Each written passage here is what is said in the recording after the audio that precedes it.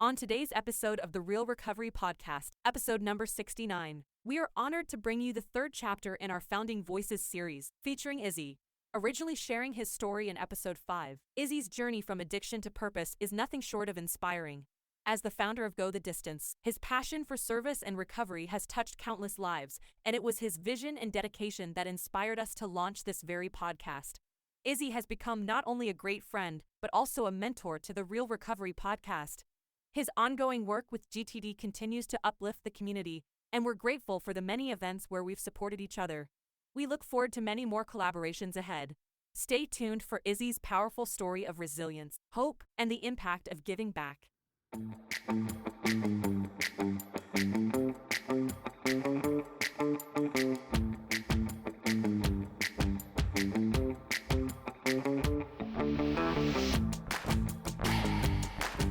Hello, and welcome to the Real Recovery Podcast. I'm Julie, your co-host, on this journey of healing and transformation. Together with my co-host, Peter, we dive into the heart of recovery, sharing stories that resonate with courage and inspiration. That's right, Julie. Each episode is a new chapter in this vast narrative of recovery, and we're honored to bring them to you. But keep in mind the perspectives you'll hear are for informational purposes only and may not reflect the views of the podcast or our partners. Indeed, while these conversations can be a powerful part of your recovery toolkit, they are not substitute for professional medical advice. We encourage you to seek guidance from your healthcare provider for any treatment-related decisions. And if you're facing an immediate crisis, or if you just need to talk to someone who understands, don't hesitate to call the Recovery Crisis Line at 503-223-8569. That number is also on our website. Help is available 24/7. Now let's begin our episode of recovery, real recovery.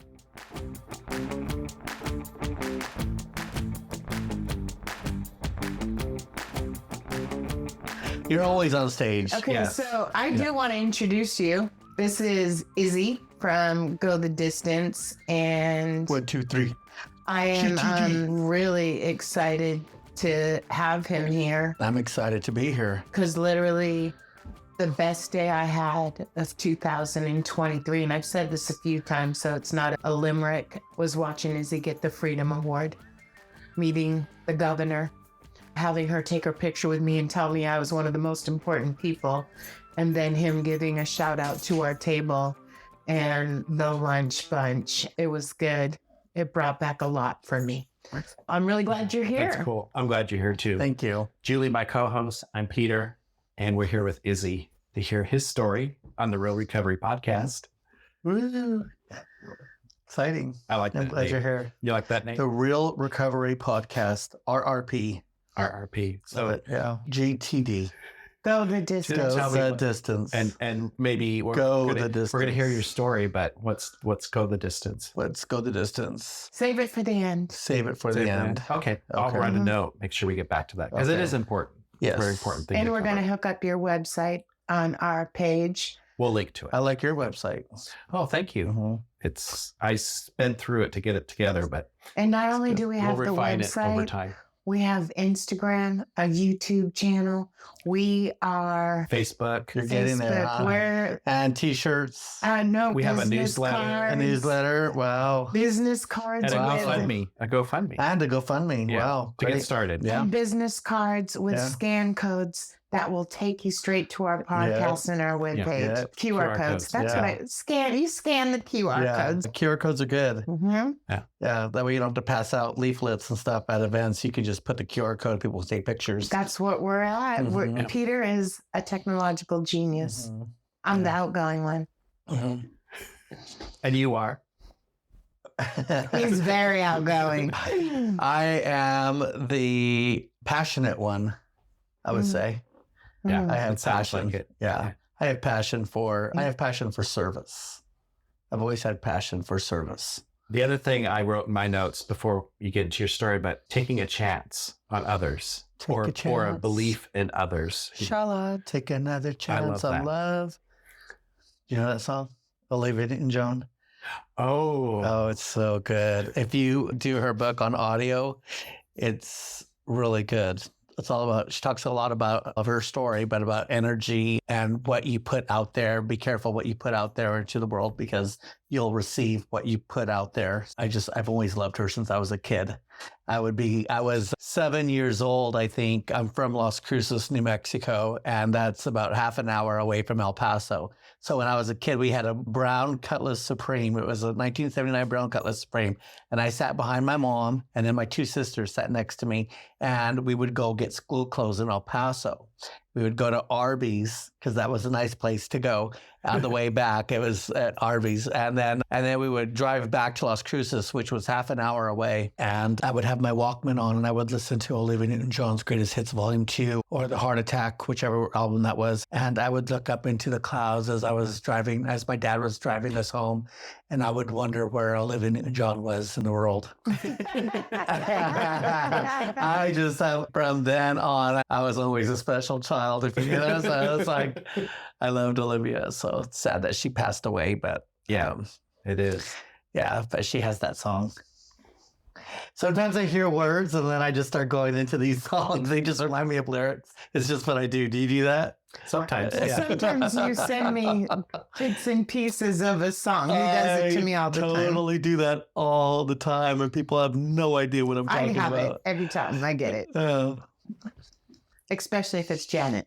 I'm right on it. Mhm. Janet's a little bit harder because if you start texting random people lyrics of Janet Jackson, they can get easily freaked out because her lyrics are I know every time. her lyrics are a little Risque. yeah. Yeah, she for me, came across very innocent and bubbly, but Yeah, there were some there were some parts, and then she got a little sexy. But we all she grew up. Yeah. Yeah, Like when we she all was do. on Fame, she was singing "Two to the Power of Love." Mm-hmm.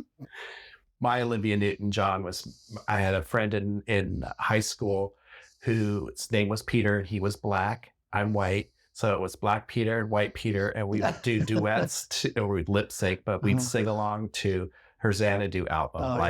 Every single song what she a had. great album.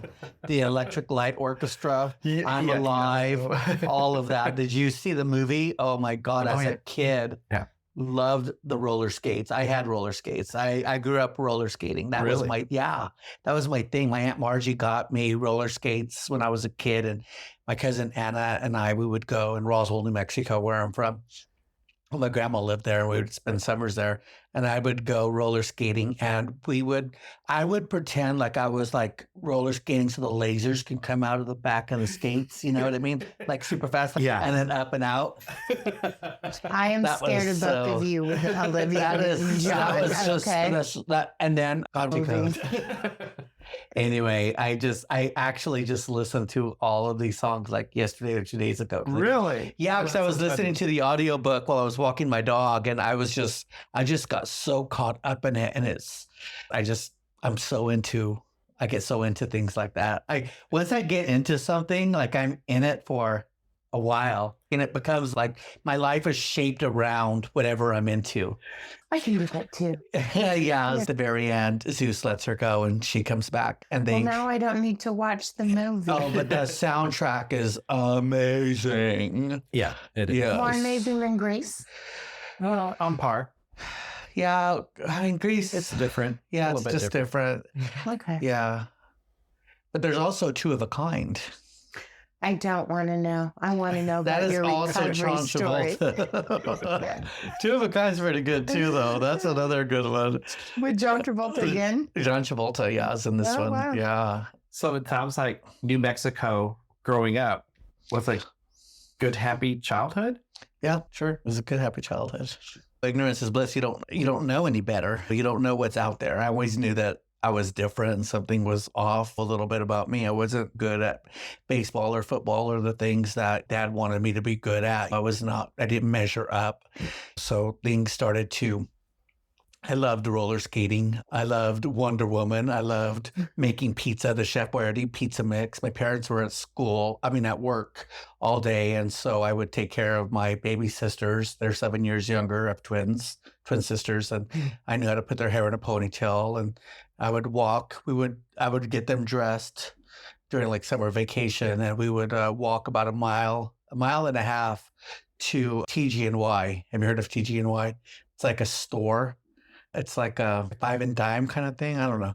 And I remember buying Culture Club, the album Culture Club back in the 80s when that came out. My God. And there was that drummer. And I was like, John Moss. is that who that was? Yeah. Is it the white guy? Or is I don't remember which It one wasn't it is. Boy George.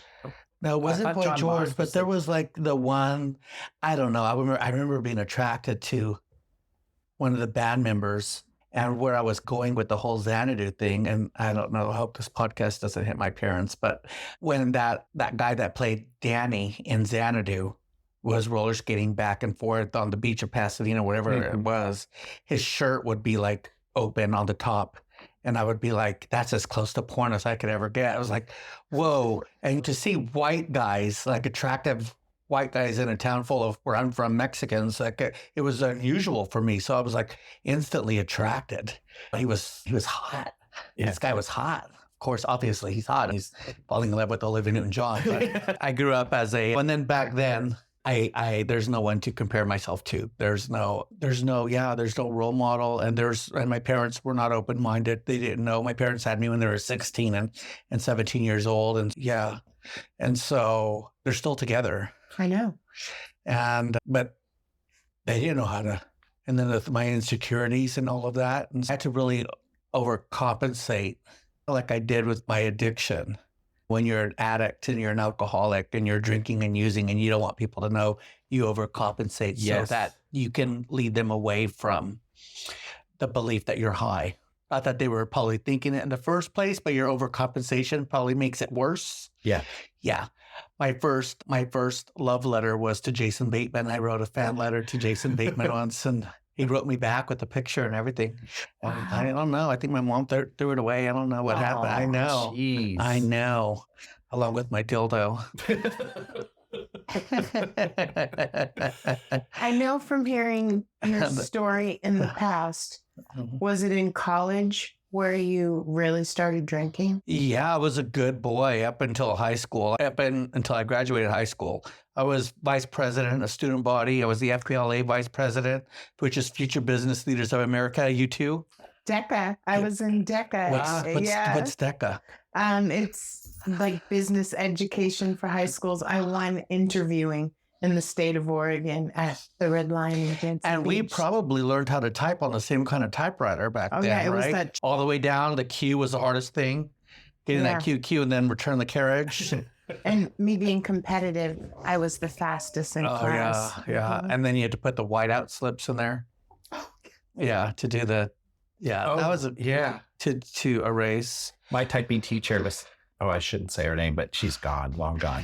But she kept a bottle in her bottom drawer. And every time you got a question, nobody wanted to ask questions because she'd come up and she'd have this boozy gum masking booze breath. Really? And as kids, we were like, wow. So Wow, that's so Scared cool. of the typing teacher. I love her. Mr. Solano was my guy. Mr. Solano, hope he's dead. He is. Okay, good. He is, but what an amazing human being. If I could reach out to him today, I would just give him so much thanks and send him a lovely care package because he was in charge of Future Business Leaders and he was just somebody that just really believed in me. I started to go a little askew when towards the end of my years in high school, I started to get a little grandiose because I was featured in the yearbook 19 times, something like that. I was popular in high school. I had a Dillard's credit card. I had several credit cards. I was shopping at Dillard's because I had a job at a Mexican restaurant called Cocotillos, which we loved, and I was a busboy. But I was so good with my money. And I would go buy all the genera, the clothes, the Guess, the genera. And I was just dressed up like two of the socks, 2 of the shirts, 3 swatches right here. And Swatches. Oh my God. I loved taking care of myself and being a fashion and I was in marching band. And then when high school stopped, when I graduated, I remember not having a party to go to or some place to go, and I wanted to go. I knew that I was supposed to be at a party, right? I was at the park. What do you call it? Washington Park? Yeah. I got arrested there. Oh, it's a good thing I didn't go. But I remember being desperate to find somebody to invite me to where. Why am I missing out? What's wrong? I was You felt like, like an outsider. why do I not have anywhere to go? Mhm. I remember that. And that is when my routine of high school ended. And I was like, now what? So then I went to New Mexico State. I went to school. I went to college. I went into the dorms. I didn't leave town. I stayed in Las Cruces, which was like, they call it New Mexico, the land of enchantment, but I call it the land of entrapment. It's just, you can't get out. And I would go to Juarez, to Mexico and drink and drown, to Fred's, to Charlie's, all those places down there. You buy a cup. This is actually in high school too, but you buy a plastic cup for $5 and it's called Drink and Drown, and you get to drink all night long. So I'm in my mom's Cutlass Supreme, and we would drive down there, my mom's car, and we would get fucking wasted and then come back. And how on earth we didn't die on the interstate on the way back from Texas to New Mexico, drunk as kids, beyond me. We used to drive up to Vancouver, BC, because I was in Seattle. Oh, really? And because you could you drink up went to there. school in Seattle? Yeah, I lived on Bainbridge Island. OMG. And That's so cool. You were in a city. See, I wasn't in a city. I was in a town. I was in a small town, home of Billy the Kid. And I'm a young gay guy and now in high school. And there is like nothing there. Yeah. Like, where do we go? Well, being on the island, you were kind of in a little town. Yeah. It felt like a little town until you got into Seattle. And we would drive up to BC because the drinking age was only, I think, 18 or 17 or 18. So we would go up there and just like you said, get totally wasted. And how we came back and managed without dying or killing other people. Someone was looking out for both of you. Even back then. All of us that we're sitting here, it's a miracle. This is just some of the story. And then 1999, so I graduated in 1990. And then 1997, I lived with my grandma in Roswell, New Mexico, and I started running there. And I ran my first 5K. I got into shape. I didn't have a car. I was rollerblading everywhere and I was running. And I was 27. I was like in shape. It is still, I feel like it is the best year of my life. It was the best time of my life, was that summer with my grandma in Roswell, New Mexico. I started running. I ran my first 5K, and it was called the Alien Chase Race. And it was the 50th anniversary of the UFO landing. And it was huge. We heard Oprah was coming to town because it's the 50th anniversary of the UFO landing. So my mom got pregnant again even when I was this age, and my baby sister Marina was born.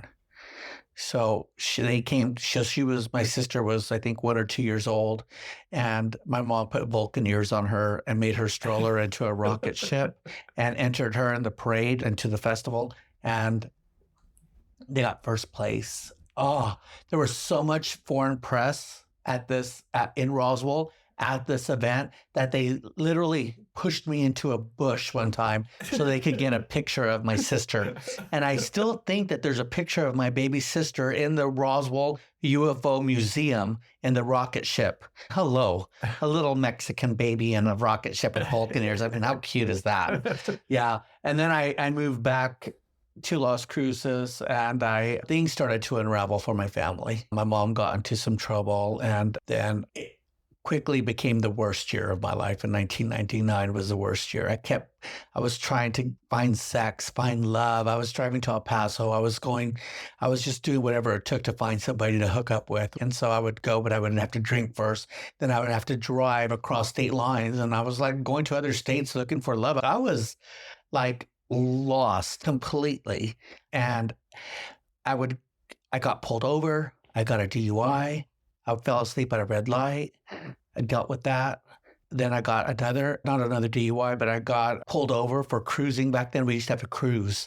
Yeah. It was cruising. And that's how you would do it. You would tap your brakes. If you like somebody, you just drive up and down the streets, and then usually at an adult bookstore by a truck stop. And then you drive past each other, and then you're like, if you think he's cute or whatever, you tap on your brakes, and then they tap on their brakes. Then you turn around, and then you tap on your brakes, and then you pull off, and then you meet each other, and then you do your business, and then you move on. Yeah, that's how it was, though. That Yeah. you don't have Grindr, you don't have any kind of apps, you don't have anything to help you find people. Right. So this is how you hook up back in the day. That and bars was the only thing you had. And we don't have bars because I'm in Las Cruces, New Mexico. There is no bars for me to go to. It's only country bars, literally called Cowboys. And the bar was literally called Cowboys. I literally had what's called ropers. Have you heard of ropers? No. Those are boots. You would wear boots. I was wearing boots. I was wearing jeans. I was wearing like country stuff. And I would go country dancing with girls just because, I don't know. And the time when I was cruising somebody, I got arrested because I guess that person didn't want me following them or whatever happened. And vindictive assholes out there. I don't know what the hell. I don't know what it was. I probably they were obviously cruising, right? Because they were there. They knew what they were doing. Yeah. You know what you're doing when you're there. But I guess this guy had a cell phone and called the police, and I got pulled over, and I would do cocaine on the CDs and in my car, and I would be like cruising because it'd be an all night thing. You go home at 6 o'clock, but you just cruise all night long around this spot. Crazy, right? Go get some gas, go cruise around. I tucked the cocaine up in the compartment of the car of the thing, and I still got arrested because my license had been suspended. From the other, I never got reinstated. So once your license is suspended, they automatically know. They can smell you when you go out there. And so then I got taken in, and then again and again, literally probably 6 times. I couldn't. My dad, my mom got in trouble, but it was like such a hard time for us. And I was with my dad, and we never got along. And he threw a bowl of cereal at me across the living room, and it hit the wall, and we were just cuss. And I was just like, I was lost. My dad was lost. My mom was lost. Our whole family was lost. And when shit hits the fan, nobody is around to help you. Nobody comes around to help you. Nobody wants any part of you when you're a mess, right? When you're not the ideal family, they all scattered. And I feel like that's what everybody did, really. But we got through it. We're really close and tight now, but we had to go through that hardship, right? But my friend Christina and Felipe in 2001 said, let's move, let's get out of here. I was working at a steakhouse called Cattle Baron back then, and I was making good money, and I was doing a lot of drugs, a lot of coke, a lot of drinking, a lot of wine. Thought it was all that because I could drink $15 bottles of wine. And I told Christina, I said, show me the numbers. And she did. So we saved $1,000. We rented a Penske truck and we moved to Portland, Oregon. We knew nothing about it, but we got here. And then I moved here, and I thought I can get a job like that because I am. Did you say 2001? 2001. The year I started with Sprint. The year you started in prison? No, it was Sprint. Oh, with Sprint. Oh, there's a prison back home called Springer. I thought you said that. That was my first phone company. I'm still with Sprint. Well, T-Mobile. I know you. But we probably shouldn't be talking about name brands, but whatever. Until they sponsor us. Until they sponsor you. That's a good experience for me, so I have nothing bad to say. I know you love that job. Am I going on too much about myself? No. Okay. This is great. Wonderful. Okay. So then I moved to Portland, and I thought I could get a job easy because I felt like such a good waiter back home at Cattle Baron in Las Cruces, New Mexico, where we had a salad bar. And it was a good salad bar. I love a good salad bar. Wasn't the case.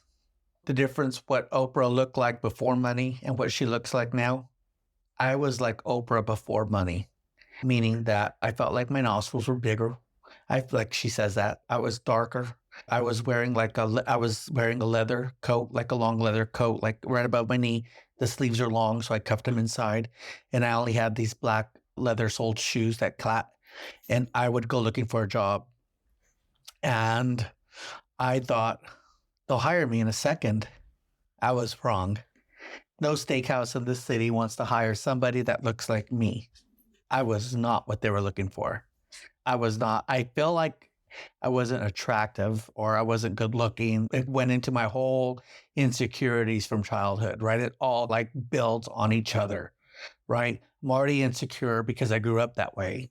And now with the drug, the drinking, and now I have moving to Portland in this world of white people. I am trying to get a job at a steakhouse and I don't have the experience what you need in Portland, Oregon, home of all these beautiful beers, wines, all the alcohol.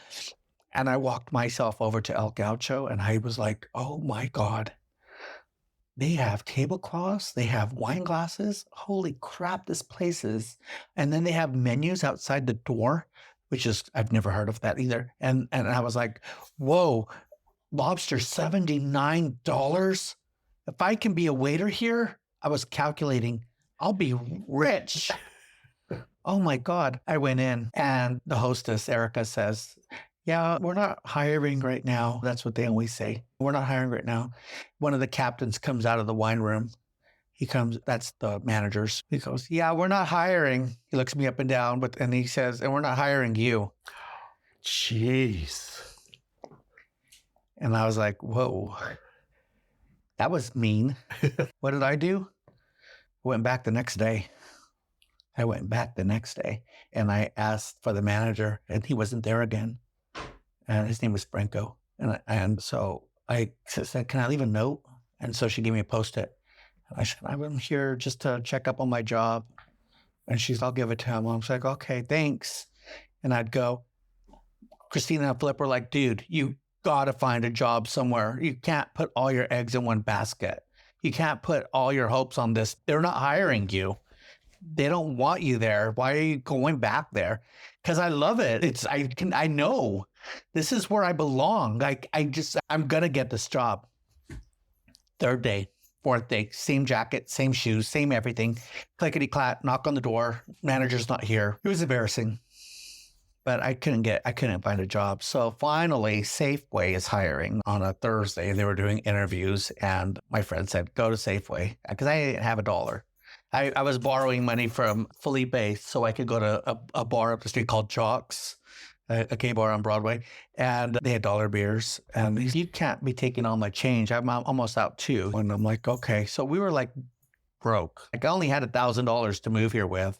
And I've already spent that. I got the apartment and we're all living together and I'm out of money. So, okay, I'll go to Safeway. I don't know nothing about produce, but I'll go and interview. I need a job. So it was on a Thursday. On a Wednesday, I got a call from El Gaucho. It was Franco. We need a busboy. I know it's not what you want, but if you want this job, it's yours. And I'm like, yes, I'm so excited.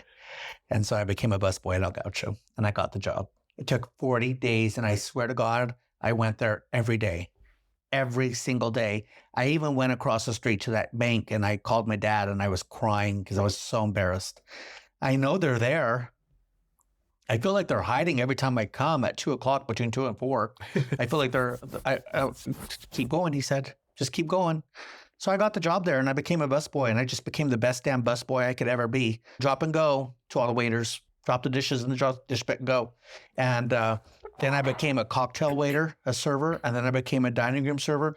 And then I discovered crack cocaine. And then it took me down. I missed work and they came looking for me. And they said, you can keep your job, which meant everything to me, this job at El Gaucho. I've had it for a year or two now. And they're like, you can keep your job if you go get help. So I went and I got treatment, detox or whatever at Providence. And man, crack was whack. Crack is such a drug. That stuff, I was like every 13 minutes smoking that stuff.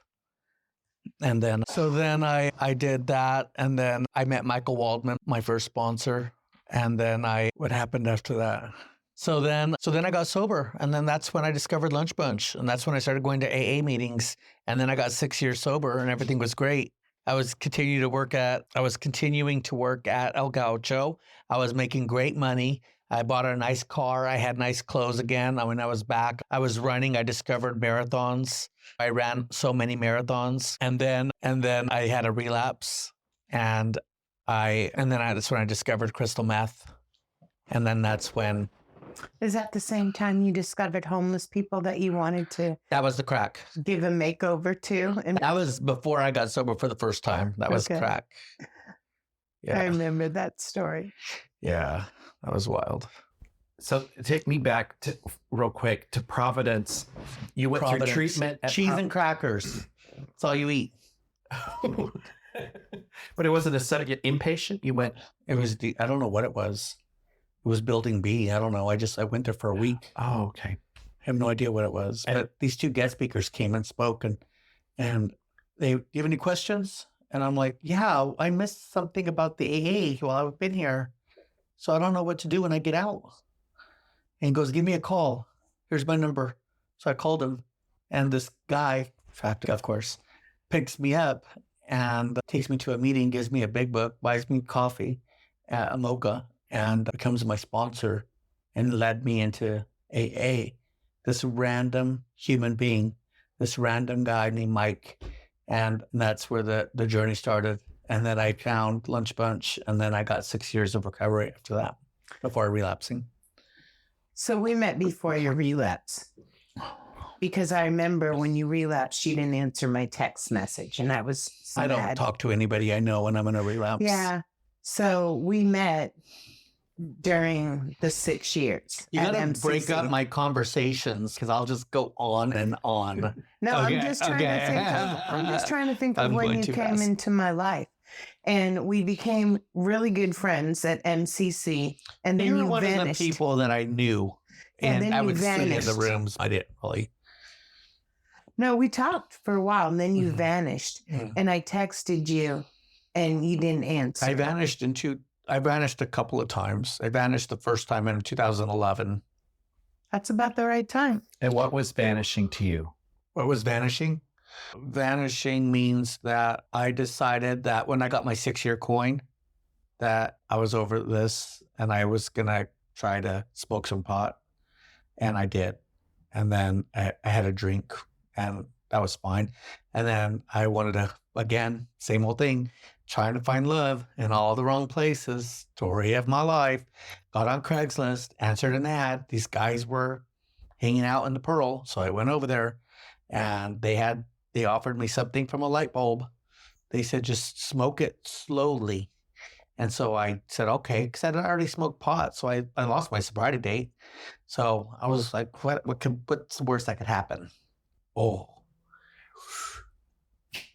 boom, just latched on. The cuffs were free. I found what I was looking for my whole life. Crystal meth. This shit's good. This shit's good. This shit, like, oh, I don't feel anything. I feel good. I feel sexy. I feel alive. And then I went and found a dealer, and then I learned how to use it. And learning how to use a new drug, that took a while. So That's the same for me. yeah.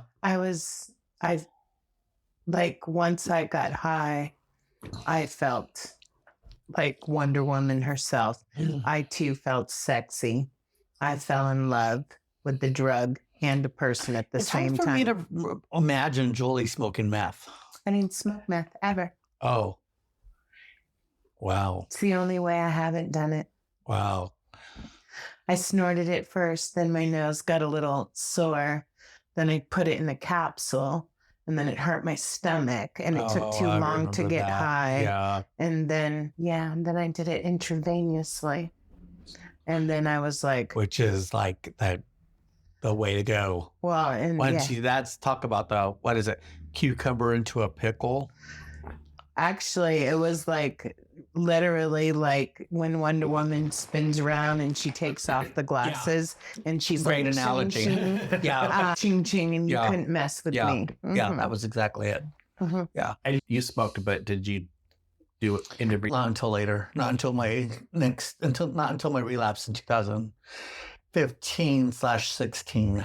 That happened to me, where I started to do it that way, and it was a wild time. All the while I was still working as a waiter, and you kept your job? and I kept my job. How did I do that? How Because you did you needed do the that? money to keep high. Yeah, but I was not delivering all the food. I couldn't see. I hadn't slept in 5 or 6 days. I couldn't read the papers, the chits anymore. I couldn't decide. I couldn't make out my my order pad.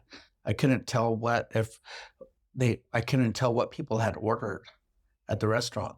Wow. I went and got one of the hosts and I said, can you go ask table 51 if they're having a good time, and pull their salad plates and casually ask them what they had for dinner, what they're having for dinner.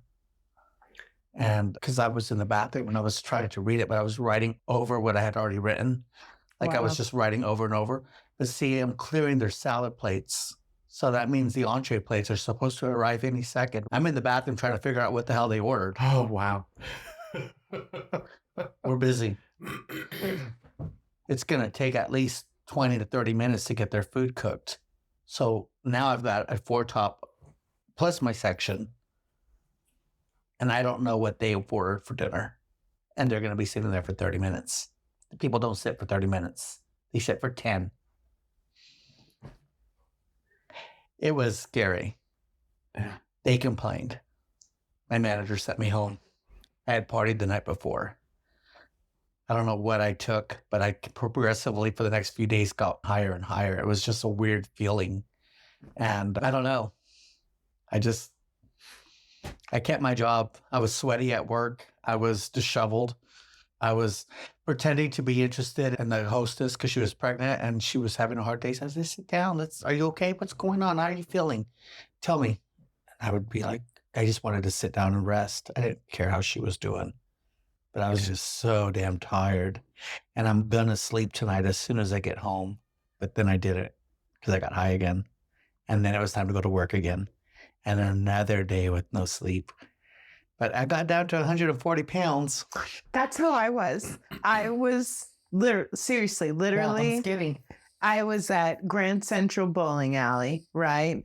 And got some quarters for the pool table, right? And it's 3 o'clock, 4 o'clock in the morning after the city nightclub closed. And I remember putting a quarter in where you stand on the weight machine and you put in a quarter. And it said 123 pounds. I went and bought $10 worth of quarters and all you night were long. 123 pounds? 123 pounds at my skinniest. And I kept putting quarters in the machine. Oh my God. I would go back and play pool and say, hold on, I want to check again. And I did it $10 worth, going back to the scale to make sure it was video right. poker. My God, that's another thing. I feel like I'm Let's go to the part where the part I love is when you're in the AA meeting and Misty told you, basically, listen, mofo, you always go out around your 4-step. You better get it done. What brought you back? Such a long story. It's just, it's such a long story because I'm really good. I'm given the opportunity to do things. I can accomplish things when I'm not searching for somebody to love me or when I'm not getting high or drunk. I really started to accomplish things and Alcoholics Anonymous just like really helped with that a lot. And so when I'm sober, I achieve. But when I'm high, I achieve that. I go all the way. And how I didn't die is beyond me. But You had a different purpose on positive. I was sober and I was doing the steps for 6 years before I relapsed. And then I came back in like 2012 and I was going through sponsors. I was trying to get sober again, but I couldn't. How many sponsors have you had? Probably 20. Oh, I would say more like 30. I don't even know. They kept firing me because I wasn't doing the work. How many have you fired? I don't know if that counts. Because I feel like they all let me go. Well, you just weren't ready yet. I just wasn't ready. Yeah. Mm-hmm. But then I couldn't stop using. Once they started that crystal meth journey, man, I could not stop. It was always in me. I just wanted more. I just couldn't stop it. It was just like a runaway train, man. And people were coming in and out of my lives. People were hurting me. People were stealing from me. I got homeless. I ended up on the streets. I was working at El Gaucho, making so much money, wearing a tuxedo, selling Chateaubriand and lobster, and I knew wine. I was selling wine. I was waiting on Phil Knight, and I was waiting on Keanu Reeves. I was waiting on Terry Garr. I was waiting on Aerosmith. Called me the gaucho one time. I was succeeding at this job. And the next thing, I'm on up and down 82nd or 122nd, and I'm with my book bag, and I'm trying to find a place to sleep for the night. Like, how did that happen? Yeah. Because I was addicted to drugs. And by looking at me, you would not even look at me a second chance or want to give me a second chance. Were you, so you ended up leaving the restaurant? They fired me. They fired you eventually. Yeah. El Gaucho, they said that they would hire me back if I did XYZ. And I was like, you know what? I've got money in the bank. I've got nice clothes and a nice car. I'm just going to go ahead and go, because I thought I was in love with a young tweaker, and it wasn't love. But I left, and I wanted to pursue my crystal meth addiction. Career. And then I got sober in 2011, and I got a job at the Shiloh Inn at the airport as a busboy, pouring water. I realized that I knew how to pour water. So working 9 years at El Gaucho. Imagine the service that I knew how to do, how I knew how to deliver. That is like fine dining. That is the place, right? To working at the Shiloh Inn as a busboy in banquets. And then I got a job at Applebee's. And then I could never grasp how to roll silverware in a paper napkin and tape it up. I could never understand that. I was chaperoning women to the restrooms at Applebee's, because that's how we did it at Gaucho. Was like, you take the lady by the arm and you escort, you never point. I knew all these things. And people at Applebee's were like, what's his problem? He's weird. I could take myself to the bathroom. And then this new restaurant opened up downtown on the waterfront. And I was damn well determined to get a job there. And it was the former manager of El Gaucho, and he was opening it. And I was like, I'm sober, I'm really sober. At this time I'm running, and look at me. And he hired me, and I helped him open up that restaurant. But then that restaurant failed. But I met amazing human beings. I met Joanne. I met Carolyn Stewart. I met these amazing people, the Sloys. I met such amazing people, and they helped me they gave me the security that I felt I needed. And I got a job at Morton's Steakhouse. And then after Morton's, I went to Portland City Grill, and I got a job there, and I worked there for 9 years, and I rebuilt my life. All the while I kept relapsing. And every time I relapsed, it was worse and worse, right? Until I was sick and tired of being sick and tired in 2017. And I went to an AA meeting, and that's when I saw my friends, and I missed them, and I wanted to stay there. And so I did. And I went back a second day. And then after a week, I adopted my dog, Anna.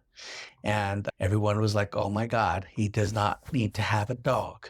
He cannot. A lot of people did. They even took me out to lunch after so we could discuss. And half the people were like, you shouldn't. They were straight up to my face. And I was like, but I have her.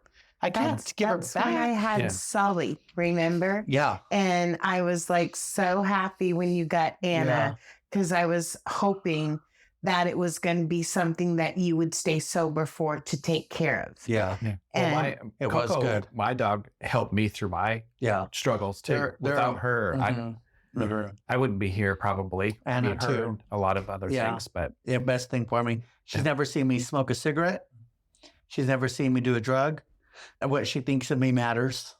Yeah. And now I have almost 7 years sober, just like you. Were you, when you came back and really this beginning of the 7 year, were you homeless still, or did you have a place to live? his friend Andrew helped him. Yeah, when they sent me home from Portland City Grill, when I couldn't read Table 51's order, and I was like, go home. And then they suspended me for a few months. And I was like, until I could get help. And how am I going to pay my rent? I moved into this apartment. Oh gosh, I was homeless before. I was homeless. So when I quit El Gaucho, or when El Gaucho let me go or whatever, and I wanted to pursue the crystal meth addiction, I ended up going through all that money, and I ended up getting evicted, and I ended up homeless. And then was so tired of being homeless, I called everybody asking for help, and nobody was going to help me, obviously, because I'm doing drugs. But one guy did, my friend Andrew. He said, okay, after some convincing, I was just begging. I'm tired of being on the streets. I need to go home. 3 months only. I'm not used to this. I've had a pretty good life. In New Mexico, it's really not that bad. Wow, I couldn't get laid. But I was raised in a nice home. I had a good family. We always had food. I had my own bedroom. I had nice clothes. I had a credit card at Dillard's. I lived at my grandma's house. She had a beautiful house. I was running. I had a really good life. Working in El Gaucho for 9 years. I had money all the time. I was running marathons. I was successful. I had lots of medals. I had lots of accolades, and everything was great. And then I ended up homeless, and this was new, and that hurt. It was like, there's nothing worse than wanting to go home and you don't have a home. There's nothing worse than walking the streets and you're just like, you think someone's following you, or you just want to go home. You just want to go home. And God, I remember that so well. And I think that because of you having the success that it was almost self-destructive. Like you would get, it was like, I can't be this successful, so I'm going to go out and use. Or I know for me, I felt like there's been times when I had, like you, great job, good buddy, good place. I mean, you look at me in my world and you think, why would this guy screw it up? And it was almost like a self-destruction in a way. Being content used to screw me up.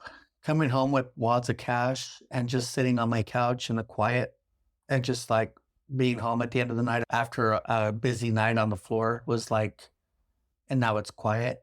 It was weird. And I was just like, what? I'm lonely. This is so empty. The money doesn't matter. And the things don't matter.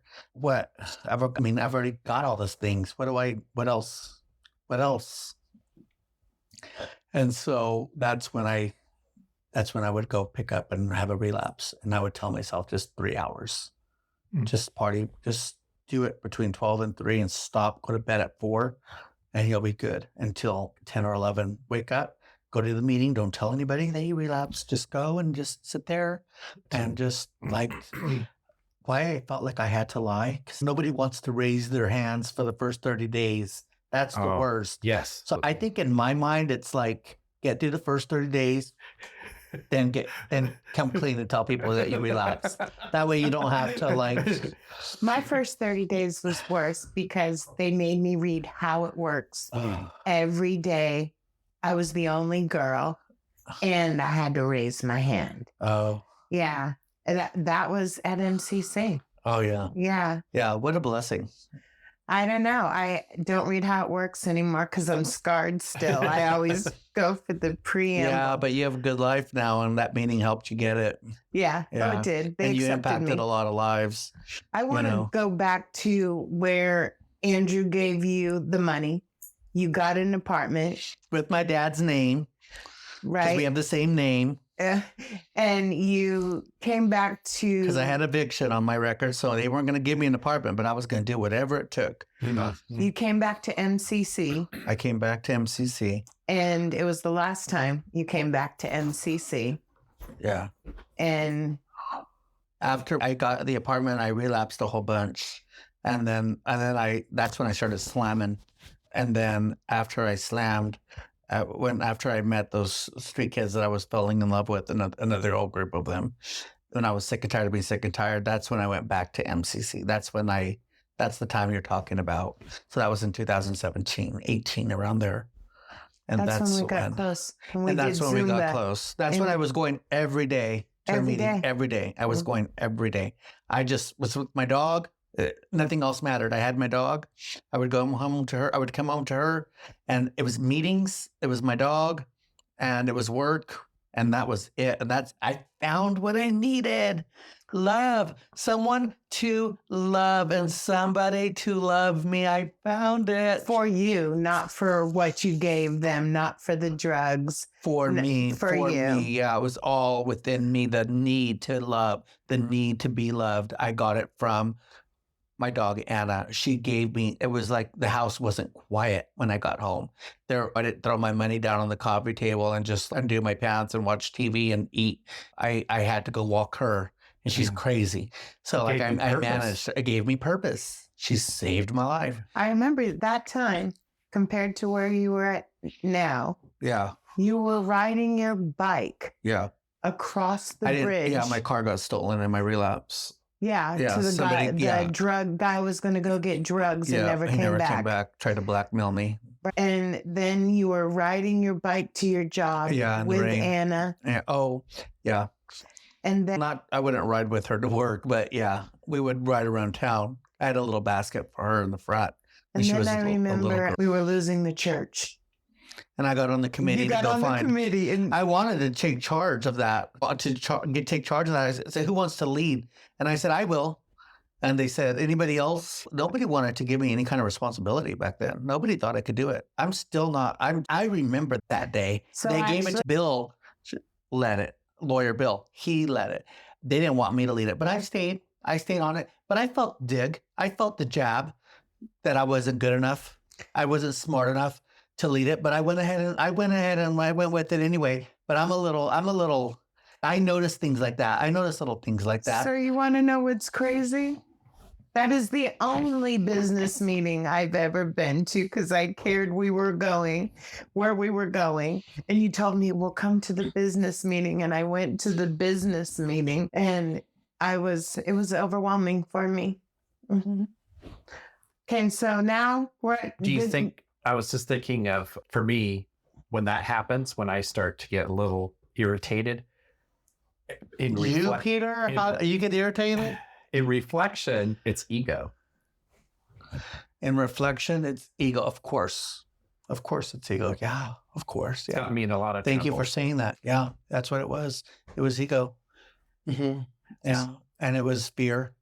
It was fear, pride, ego, fear, all of that. Yeah, I'm not good enough. Again, I'm still not motherfucking good enough for anybody. I'm never good enough. I'm never attractive enough, and I'm never good enough, and nobody will love me. But my drugs will. And then when they put the drugs aside, my dog will. And so I substituted that. But that was a lot healthier, right? Yes. And so then I got that. And so then I kept going to meetings and I got a sponsor. Then I got fired. And then I got a sponsor and I got fired. You're missing a good part of it. No, I'm not there yet. And then that's when I was doing my step work. And another sponsor, I think it was John, let me go because I wasn't ready. I wasn't like on a timely thing. And that's when I walked into that meeting that you were at. Is that the good part that you were talking about when Misty said that? So what I remember is you and Misty getting close on Fridays. And then we moved to the new building, right? But you weren't my sponsor. No. Yeah. But we were close as far as we'd set up chairs, we'd do Zumba. Oh, I don't remember that. I remember you doing Zumba and trying to make us do it. I would bring you a candle that would break and sometimes cookies, because I remember when Anna was a baby. No, I don't remember those early parts, those early years of who helped me. Right. I don't remember any of that. I just don't. My brain, what happened too was that I had syphilis. I had contracted syphilis and I didn't know. And I had it for a long time. Really? And they called me one day when I was walking home from FCC and they said, "You've got syphilis." And I'm like, "Oh, okay." Yeah, and it's advanced. So this is serious. Like you could die. And so we need to get you some spinal taps, and we're going to have to this is like really serious. This isn't just a shot. This isn't just or is it gonorrhea? Which is the difference? I forget which one. But anyway, one of the bad ones. And no wonder my hair was falling out. My hair was falling out. My eyebrows were falling out. I was like really sick. Wow. At this point, I was going through a lot of stuff then. And I think that getting sober, it reminds me that in the early years of recovery, we don't know what's going on. We don't know what's going on. I don't remember her giving me cookies and candles, and Misty and her, what she's talking about right now, what she's trying to say, but I won't let her, is that I don't remember that. I don't remember things like that because I was healing. Yeah. Our brains are damaged and they're trying to heal. Do you remember Pat O.D. signing your calendar? I remember that. Okay. Yeah, keep coming back. That was at MCC. I remember certain things. It was a lot of trauma. And I think that's a good thing. That's one of the things I like to remember. And I tell people that are new is there's a reason why you're not supposed to make big decisions in your early years of recovery. There's a reason why you shouldn't date people in your early years. You don't know what you're doing. Absolutely. You just don't know it's not that you don't know what you're doing. It's that your brain doesn't know what it's doing. You're recovering and it's really hard. But then I walked into the meeting and that's when I remember you were there a lot and you were just so excited about Lunch Bunch. You were just like a poster child for it. And Misty with their never ending service commitment on Fridays. Like the Friday meeting has always been special to me because it's had some really special people. It rotates to me. Sometimes it's Fridays, sometimes it's Wednesdays. Sometimes it's a different day. Roger was going to take Wednesdays, and I told him, no, take Fridays. We need Fridays. Wednesday was the day I went back to that meeting when I got sober in 2017. It was a Wednesday that I went to that AA meeting. At least that's what I remember it being. The significance, yeah. Yeah, that's the significance for me. It wasn't a Friday. It was a Wednesday that I went back. And I was like, bro, and I didn't sponsor. I didn't like to sponsor. And I said, bro, I'll do your 4-step with you. And we went and got 2 pieces of pizza at Hot Lips. And we went to the grotto. And I tried to make it as simple as could be, not to scare you. Because you were all like overwhelmed about it. And it was just another goddamn sponsor. I don't give a shit. I'm okay, fine. I'll do it with you. Wasn't really thinking anything of it. I wasn't your sponsor. You tricked me. And after I did the 4-step with him, he was like, oh, Julie's agreed to be my sponsor. And it's like when someone offers you to be married when you're in the football stadium and the camera's on you and you have to say yes, even if you want to say no. That is the exact situation. You cornered her. He did. And I didn't want to do it. And then I will tell you. That's how she remembers it. That's exactly how it happened because I had been sober for a while, so I had a good memory. But he checked in every day. He checked in. I would leave meetings when he called just to make sure he was okay. And then literally in 2019-ish, my sponsor of 23 years got really sick. Mm-hmm. And we went to celebrate his birthday on July 17th. We went to bring him as a coin, me, Izzy, and Misty. We brought him a meeting. And this man says, oh, do you want us to come back every Saturday? And I'm like, oh my God. And so we start going back every Saturday. And then he brings Daniel Torres. I started bringing friends with me, and we had ourselves a little meeting every Saturday. Guy? I don't. Oh, yeah. We won't talk about him. But yeah. But anyway, then he brought Daniel Torres, and I just remember that meeting more than any other, but the age one. I don't remember any of it. Daniel Torres was getting his apartment downtown. He had been working as a parking valet, and Izzy and him had just gone running, and Daniel Torres said to my sponsor, Fred, I really like it here. I like just the 4 or 5 of us. And then Daniel went into treatment. And then you guys went running. I remember it as clear as day because you were chairing the Sunday meeting at the upstairs of the church, not MCC, we're at Sunnyside now. And you asked me to chair that Sunday for you. And that Saturday we had gone and Fred told us he was 90 instead of 100. And I kept it cool in the meeting, but when we went outside, you were like, how mad are you really? And I was like, and I wasn't going to go back to AA. I literally wasn't going to go back to AA. And you were like, you're chairing for me tomorrow. And I went there. I chaired and said, I'm really not trusting of AA right now. And I didn't know who he was at the time, but this guy spoke up in the meeting and said, AA is in the books, not in the fellowship. You can trust the book. And I thought about it. And then I had made plans with him to have breakfast at Milo's the next Saturday and go back to my sponsor's house for the meeting, which was the only reason I did. I was going to leave AA at that time. I didn't think I needed it. I had been sober forever. God works in mysterious ways. Yeah. And literally, he was the only reason I went to that meeting that day. I went back to my sponsors, and then we literally saw my sponsor through death. And then COVID happened, but he had started GTD sometime at my sponsor's house because I brought him his first shirt at my sponsor's house with his logo. Yeah. We didn't even have shirts back then. I brought him his very first one as a Christmas present. So Daniel Torres was the genesis, you and him getting together and The genesis of GTD. That's a good word. Yes, he was. So I was the secretary of this meeting that we're talking about, and I think it was a Friday actually that I was actually there. I was because Fridays and Wednesdays are my magical days at this meeting, and so I was the secretary of a Friday, and I would always talk about running and my dog, and the treatment center came and would hear me talk about running, and Daniel was wanted like, you to take him running. The treatment center guys wanted to go running, but they didn't have anyone at the treatment center to facilitate the run.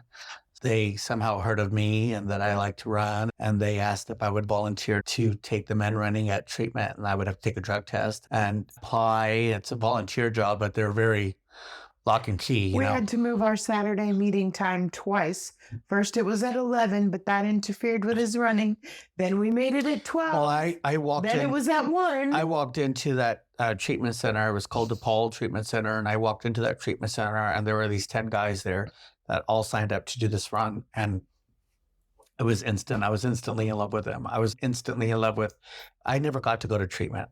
So I was instantly in love with their passion and their hope and their desire to change their lives, and like this excitement that I was there. They were excited to see me. And I would take them running, and there were no shoes involved at this point. And so I was like this one guy has boots, Julie. He's running in boots. They're running in like weird ass shoes. And so I just started collecting shoes from AA, from lunch brunch. And then the next thing you know, I got a pile of gently used shoes or even used shoes on my living room floor. And it was starting to become a little bit of a mess. Like I didn't have space to walk around in my apartment.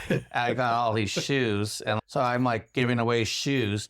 And then I got a batch of like newer shoes. And I was like, oh, Daniel Torres was the one that said I wanted to go running. And he went and got the slip sign. And he went, and the lady said, if you can get a petition of 10 people, say that they would do this, then we'll find somebody. And he came back in 5 minutes less. And then that's when they running. And you would eat all of the candy in the candy dish at Fred's house because you'd be hungry. We would just be so I started running with the man Tuesdays and Thursdays, but I loved it so much I would also do Saturdays. Mm-hmm. So I would take them on advanced runs on Saturdays. This is only for the people that can run. So if you can run and you can run 5 miles without stopping, then I'll come. So I would go on Saturdays too. So 3 days a week I volunteered over there, and I was and I would take them running. And he was working full time. And I was also working at the grill, a lot. And I had my dog, and I had a full life. It was great. I loved it, and I didn't think anything of this. We came up with the name, Go the Distance, outside of the treatment center on the first day, and so I have a name. So I wanted to name our little running group, and it was no big deal, and no big deal in the respect that I was thinking it was going to go anywhere. I thought it was this is just cute. I was just running. And then you got t-shirts. And then, gosh. I'm like really emotional because I really remember this. And sometimes you have a big head. I've told this story so many times that I just can fast forward through it, but there's so much in between. There was so much growth. There were so many lessons to learn within doing this. There were so many gifts from God. There were so many. You can't say that word. You can't. I joke around a lot. Being in the restaurant biz, I would always like make sexual da-da-da-da-da. You can't do that. You can't talk about suicide. You can't talk about this. Can't talk about, it's all triggers. And you know what? Don't tell me what to do. Don't tell me what to do. I'm a volunteer, and I will stop this if you guys are not appreciating what I'm doing here at this treatment center, I'm just going to stop. And I look back at those texts, and I had 2 years sober, and I was like that. What the hell? Ego. God dang it. All my whole life. But luckily the people there that worked there, they handled me. I need people to handle me. Because I'm a live wire. And I do well, but I felt I'm a live wire. And so I kept going. And then we would get shoes. And you kept doing steps. I kept doing my step work, and I kept growing, and I kept running races, and I kept enjoying life. And then COVID happened, and I still worked on GTD while I was at home and walked my dog. And Julie and I split ways. She got really busy at work, and she couldn't. My job. She was going through a lot at work. I remember being on the balcony and talking to her, and her telling me she was just going through whatever. And I just remember let's that. Be best friends instead. We can be friends, but like when I was laying down was a little too much for you at the time. So I don't want to clarify while we're online, but I first want to say your ninth step was different. He had how many boxes of mail in the closet? 9. 9 I never of mail. opened my mail. And it gets better. And I'm like, I had charges in there from the city, from the state. I had checks in there. I never opened it. I would put them in a shoebox. I don't want to look at any of it. And at that time, he owed Andrew $5,000. Andrew and owed me $5,000. Like, just send him $25. And he's okay. I sent him 25. And then he had emails that were 15 years old from when he was using. And I was like, we are deleting these emails and getting rid of the 9 boxes of mail. I forget about stuff like that. And literally, we stayed sponsor and sponsee for 2.5 years. Yeah. And then what happened was COVID was coming. I'm working from home. The restaurant's closed and he's a little overwhelmed. How's he going to pay rent? And he called me because he was having I won't say it on podcast, but anyway, I was like, I'm losing my job in 63 days. We have COVID and this is your 4th call today. It's a little much for my brain. And he was like, okay, we can be friends. And I was like, you've checked in every day. We've gotten through the steps. I've done what I can for you. And I was like, you're on a roll. Right after that, I am a lot for everyone. But I made I it. wouldn't know about that. I made it the longest. Okay, and I made it the longest. Yeah, she needs an award for that. I do need an award. There's actual awards. There's some other people that might have a little bit of contention with that, a little competition, because they've also went that same distance too. So they might want to be 2.5 to 3 years. They might want to have their name in the basket too for this award, because like they've also gone through the same hell. I'm just saying, I was at the beginning of GTD. Mm-hmm. I believe you saved my life, getting me to chair that meeting. I'm dead serious. And it was Barry that I didn't know until last year when I was in extended family meeting, and he said, the fellowship is in the book, the program is it. And I was like, it was you. And I didn't know until 5 years later. Watching you grow has been amazing. And I do want you to know that, and I don't want to cry again, when my sponsor died, I wasn't his sponsor. And I called him and I was like, you're my sponsor. And he's, bitch, you're going to a meeting tomorrow. I did not want to be her sponsor. That's what he said. He said, I'm not going to be your sponsor. The sponsor doesn't be the sponsor's sponsor. It's like changing your mother's diaper. And he said, you know what I mean? Much. This is not natural. No. And he said, you're too much for me. And I'm like, I dealt with you for how long? And I literally went to a meeting the next day. Thank God she found her sponsor. What's his name? Don. Thank God she found Don. Yeah. What a blessing. I swear to God, when she told me that she found a sponsor, I was like, thank you, Jesus. And he actually gave me 3 months to do it. Fred died on January 10th. Hey, I did. I gave her I can't handle it. I can't be your sponsor. Like, you have until May. You think I'm a lot? A sponsor. She's a lot. Oh my God. I was crying every day. She was crazy. And I was sad. Boy, oh boy, when I see you with Don and the way he is with you and what you built with him, that is something I could never have done. I just don't have that. And that he is exactly I think who we you're have supposed that to in be. a different way. We have it in a different way, but I can't. We're honest with each other. I'll tell you when you're wrong and still love you and not hold a grudge. And Yeah, I think that's you're true. there for me. If I reach out. As best as I know how. It's hard. Yeah. It's hard. Last year. We all do the best that we can. We all do the best we can. So I'm going to bring you back again. Last year you had your back injury. And you were special sauce like a mofo. Oh my God, it was the worst time. And I was going through. Daniel died. And I was going through a brain Daniel injury. died in January.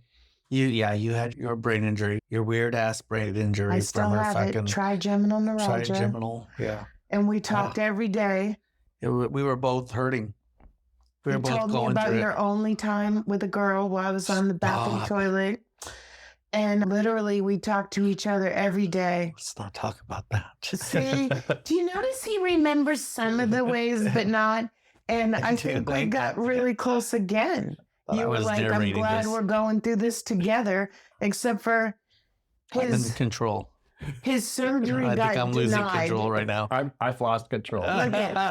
His surgery got 30 minutes denied, ago. and his surgery got denied, and they told him he had to go through physical therapy, and he was better. And I'm like, dude, what a miracle! It wasn't that quick. It was a lot. I had a disc, protrusion. It landed on a nerve, and it was like radiating pain down the front of my leg. And I would crawl on the living room floor, and I was on Percocet and all the painkillers and everything. And Daniel died, and I fell to the ground, and he killed himself.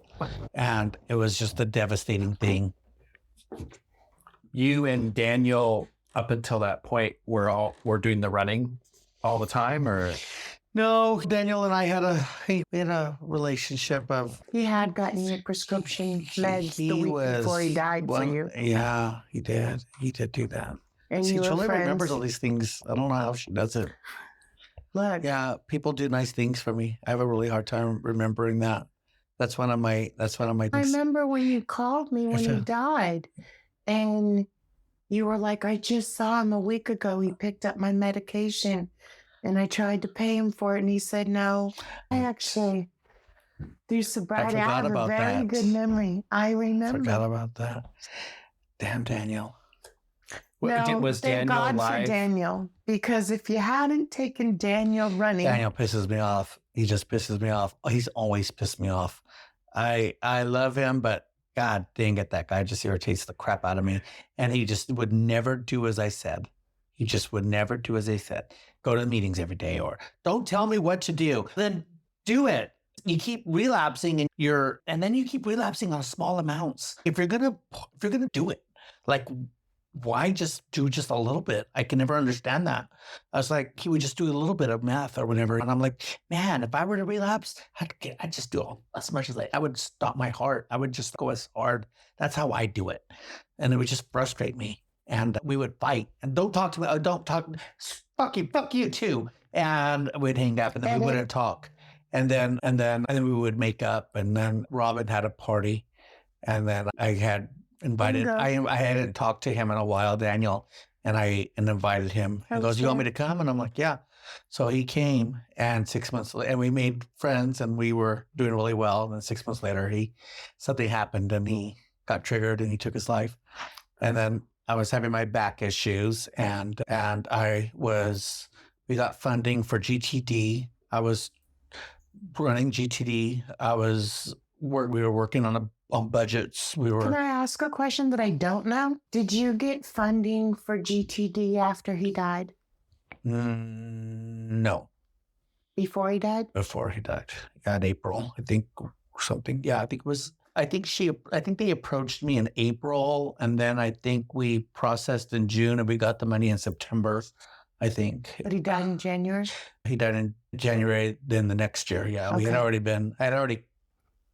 I'd already quit my job at the Grill. Okay. To do this full time. I think he shines down on you.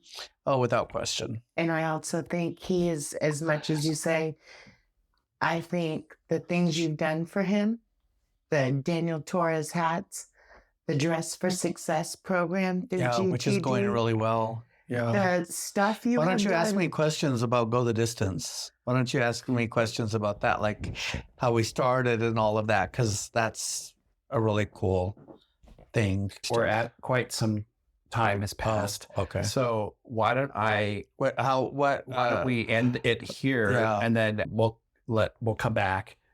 We should do it again. Like, we should do it again. And maybe I won't go so deep until... I think we can do a second episode that's just about GTD and okay, yeah. where we could talk through that and where You got to control me. I told you I'm a live wire, and I'll just talk. I honestly didn't think I was going to talk for 40 minutes. Can I tell you, I told Peter you wouldn't have a problem talking, that you would be the most charismatic. Every time I go into something like this, I say, Izzy, let them ask you the questions and answer them and be done with it. And I've never been able to do that. What I think is nice about this format for us anyways is that you don't have to stick to a script or a question and answer. We want it to be authentic. Yeah, we want to, and I appreciate you being so open about your past and all the struggles that you went through. I felt it's really good for me I've always wanted to try to piece it together, but I can't remember certain things. So hearing Julie saying all of that, sometimes I don't want to remember certain things. But, I like to block certain aspects of my We like to remember the journey. glamorous parts or the fun parts. But right now, I talked about best it's ever 1997 been. being the best year of my life with my grandma. I feel like right now, this is the best time of my life with my dog, got a house, got a car, got this nonprofit that we started, and I'm free. And I'm doing what I want to do now for my life. And I'm doing okay. And it's not perfect. My car's got water on the floorboard. I don't know why. So listen, going back to the car, a lady gave him that car in AA. Why didn't she buy a bigger car? I wasn't on the Cadillac. No, I wasn't. He's like, why does she have to have a stick shift and not an automatic? Oh my God, I hate that stick shift. It's so hard sometimes to drive on the hill. But without that car, I would not have been able to do this job. GTD would not even be a thing without this car. Another that gift. car enabled me to do it. Before we close out this segment, and we'll come back and have a follow-up just all about GTD and where it's going and all your... I'm going to put your link on our site. Yeah, we'll put your site on our link to our site. But I did want to bring up one thing that struck me in you with your nonprofit, and maybe this is just about you and who you are, but what struck me was the people that you had some positions opened up and you hired some people that others might have looked at and thought, why are these aren't the right people for this. Why are you, and you said something, and I'll let you put it in your own words, but it was about taking a chance on someone. Remember when they didn't want to let me lead the committee? They also didn't want to put me in charge of this nonprofit that I started because I don't have the experience as an executive director. Everything's been luck. I don't know. I did it. I think there's no way to disprove what I've done. I might disbelieve what's happened so far, but if you were to look at me and say, let's go ahead and give him this job as leading this nonprofit, everyone would say, no, he's not. He doesn't have what it takes to do that. But you know what? Who does? God. Because God put me here. He said, yes, give him a chance. And so far, I've proven myself. I've proven that I can do this job. Yeah. And one day at a time, I am doing it. I am still standing, and we are still going.